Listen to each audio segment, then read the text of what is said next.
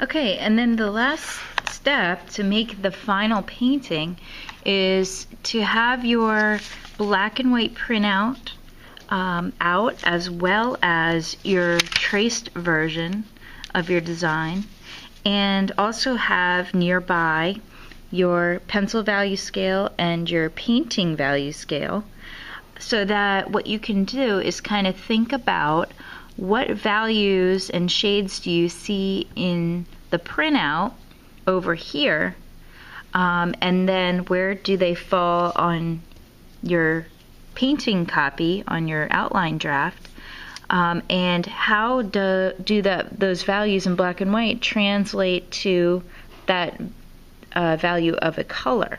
So what we could do is, I like to work light to dark with watercolor. So what I'm going to do are do my lightest values first.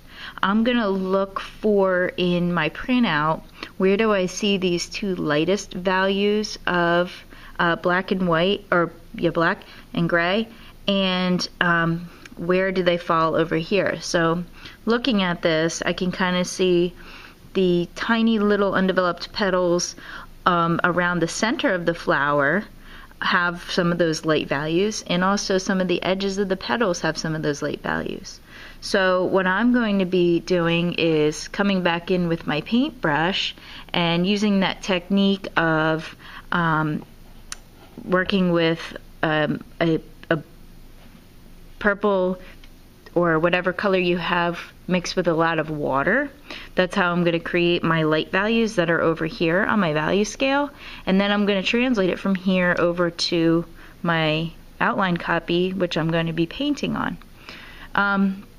One quick note, you probably at home are using copy paper. It's going to wrinkle a little bit and it may run a little bit, so you may want to have a paper towel nearby in case it does. So anyway, looking over at my left copy here, I'm going to translate some of the light values right onto my outline copy. So it's going to take a while, and remember that you don't want to paint wet stuff next to wet stuff because it's going to run together.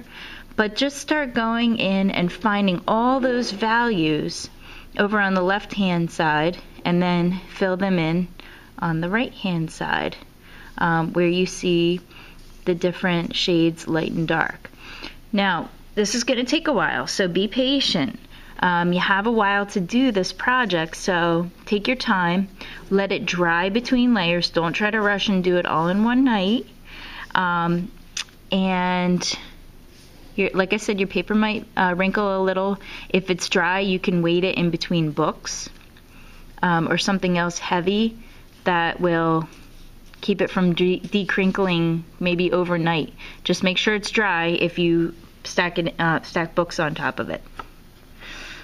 So what I'm going to do is just go in and do all my light values, let it dry, and then tomorrow I'm going to go in and put the medium values in.